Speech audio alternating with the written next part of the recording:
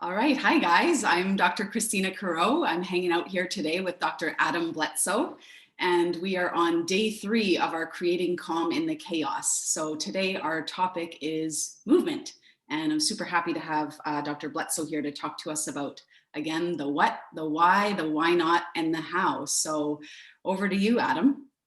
Right on, gang. Welcome back. Thanks for being with us so far on our little journey of creating calm in the chaos. We've got such a great response. We're so happy to hear from you all. And today we're going to take a little bit of a different approach on movement. And the reason is because often what's being shared out in the world there, and you might see it in marketing or advertising, is this concept that all movement must be exercise. And that can come with a whole bunch of stigma and a whole bunch of self-talk that doesn't really work for us. And we're here to bring a different approach to that. That really what movement does in our context in creating calm in the chaos is it is the antidote to the stress response.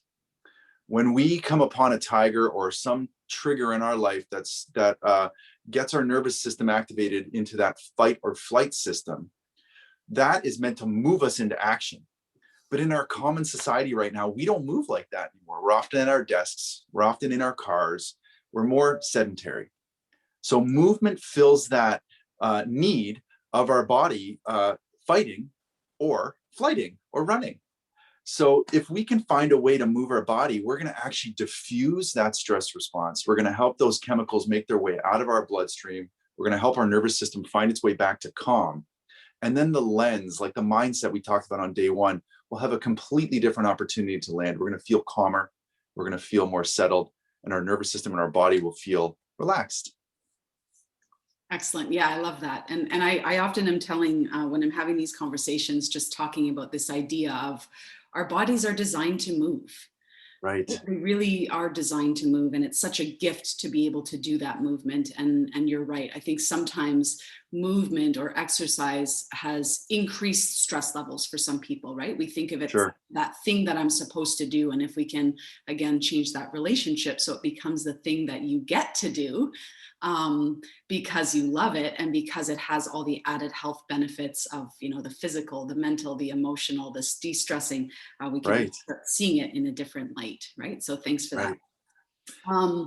Yeah, and just in terms of why is this movement piece important? I guess in the context of creating calm, but also Yeah. in the greater context as well. Like, why is movement important? What are the health benefits of movement? So key. You said it perfectly, right? There's the different realms of our life and our world. So there's that self piece. We'll feel calmer, more centered. Mhm. There's that mindset piece. As we clear those stress chemicals and the stress neurology out of our system, our mind can work a little bit better. We move up to that human brain and out of that mammal lizard brain. So Mhm. we can see the world differently. And the emotions therefore calm down. We can connect better with others because we're not so upset or anxious. And then we're better able to impart our wishes on the world. In other words, we're better able to take our ideas and turn them into action and results. Mhm. So in our clinic as well, we talk about this idea of good body talk and bad body talk. And so the bad body talk is when we're tight and anxious, and that starts to speak up to the brain and it starts to fuel that fire of anxiety. Movement is the good body talk. So during pandemic in particular, when things were quite heavy or tense or scary, we didn't know what was going on, I would ask myself 3 questions as I moved into my movement. I would ask myself, how am I feeling? And I would try to get in touch with what's going on for me in that moment, because that has implications on how I approach what I do for myself. And I would ask myself how my energy was. I would usually think of it like a 1 to 10. 10 is ready to go, and 1 is ready for bed. Yeah. And depending on where I was there, the next question was, what do I need? And so what I would find at different parts of my journey through the last year is there were days where I was a 2 or 3 out of 10. And I would have to then choose an exercise situation that obliged that allowed me to feel like a 2 out of 10. So maybe I choose a walk or a stretch or some gentle yoga. Or on the days when I felt like a 7 or 8 out of 10, I might choose to do a bike, or I might choose to do a run or a high intensity interval training class or whatnot. But when I met myself where I was, I could keep going. I didn't have to always be hitting that high note with these intense classes, or I didn't have to stay in the low game when I felt ready for more. It gave me an opportunity to do what I needed in that moment. And it brought me into the picture as well.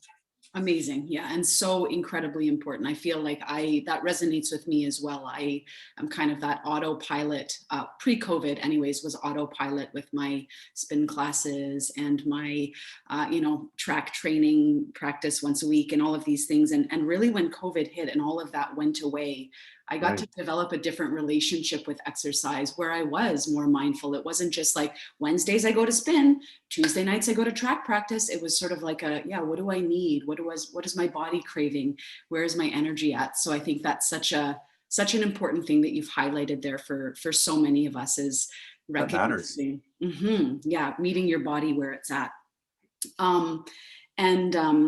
Again, what do you think are sort of obstacles? Like what's getting in our way sometimes of being active or moving our bodies? What are some of the things that you notice in your practice or your conversations that you're having with clients? Right. I find that we might say it like we've said it before, is that when we've got the stress, the veil of stress over our mind, our nervous system, and our mindset, we have a hard time setting time aside for ourselves because we are in that fight or flight state. I think recognizing that would be key, that when we're in that fight or flight state, of course, there's no time in the schedule. Of course, there's no opportunity to do this. Why? Because there's a tiger behind us. We can't stop. So setting time aside for that is challenging when we're in that state, but recognizing the state helps us set time aside to take care of ourselves. So I think that might be the number one, recognizing that it's useful for keeping us who we are and keeping us out of that stress state is key. Awesome. Yes. And definitely just building it in advance. Right. Yeah. So when we are kind of flying by the seat of our pants, we're not gonna find that time. But we've already hopefully made the time on Sunday when we sat down and thought about our week. About Tuesdays and Thursdays are going to be my walking days because there's the sunshiny days, and on Monday, Friday I'll do my yoga because it's rainy. So anyway, that kind of thing is. I think that both the being aware and then also building it in advance. Nice. And just in terms of how do you how can we be more active? How can we incorporate more movement into our everyday? Do you have any tips or tricks for us in terms of? You got it. Yeah. Here's kind of our approach on this is that we want to allow ourselves permission to keep it fun, to keep it easy. One of the words that I use is sustainable. If the workout isn't sustainable, then now it's punishment. It's too hard. It's above us. It's maybe not where we're supposed to be. It might be where we want to be. But if it's not sustainable, we can't keep it up. So what could we choose that's sustainable, which really gives us permission to be where we are, which is such a kind and considerate way to look at movement and exercise for ourselves, when often exercise is about becoming tougher or stronger or bigger and that kind of thing.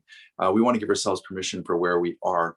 And the last one is it available? Is it easy? Can we do it? Is it out the door? Is it right downstairs in the basement? Can we get there briefly? I love to use the social leverage piece, getting to that walk on Sunday morning with a friend, or connecting on your Peloton, or promising a friend that you're going to do this and doing it on Zoom together.